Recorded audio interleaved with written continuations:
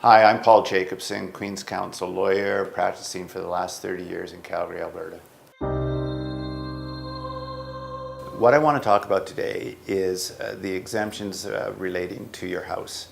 Why that's important is if you ever have a lawsuit or if you're ever facing bankruptcy, the exemptions come into play. You're not allowed all of the equity in your house.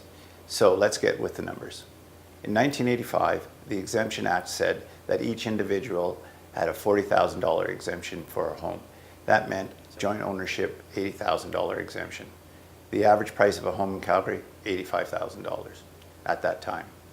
We fast forward to 1995, the Alberta government decides to change the law to the Civil Enforcement Act, and at that time they dropped the exemption for houses down to $20,000 or for a couple, $40,000. Average price of a house in Calgary at that time, $135,000. So you can see what's happening here. The exemptions are not indexed to inflation with respect to the houses. So what did we do about it? Well, what I recommended to clients was we put your house in a trust. That's the safest way to protect it. Now let's fast forward to 2016. Our wonderful government out in Ottawa changed the rules with respect to the taxation of houses that are owned by trust. They took away the principal residence exemption. So now there's a conflict. Do I put my house in a trust to protect it?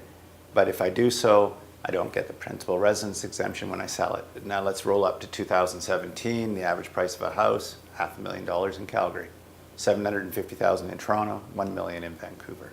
Who do you think is winning here? The creditors. The creditors are winning because the exemptions have not kept up with inflation.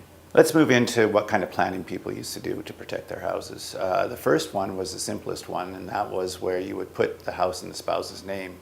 Theory behind that is that the spouse is less likely to have creditors than the other spouse, maybe being a professional, for example. The problem with that is the spouse still does have unsecured creditors looming out there somewhere. I want to give you an example. This happened to a good friend of mine. His 17-year-old son was out driving a car, partying away, killed his best friend. He was drunk at the time. No car insurance. Big lawsuit. The lawsuit was against the owner of the car. The owner of the car happened to be his mother. What did Mom own? Mom owned the house. She lost the lawsuit. She also lost the house. So there's the problem. With respect to the second type of planning, I recommended clients use a trust to hold their houses, particularly their principal residence.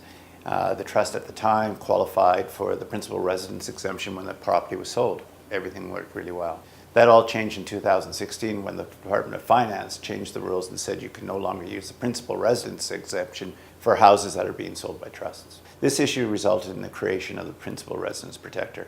The Principal Residence Protector creates the protection similar to that of a trust, but does not put the trust offside with respect to the principal residence exemption.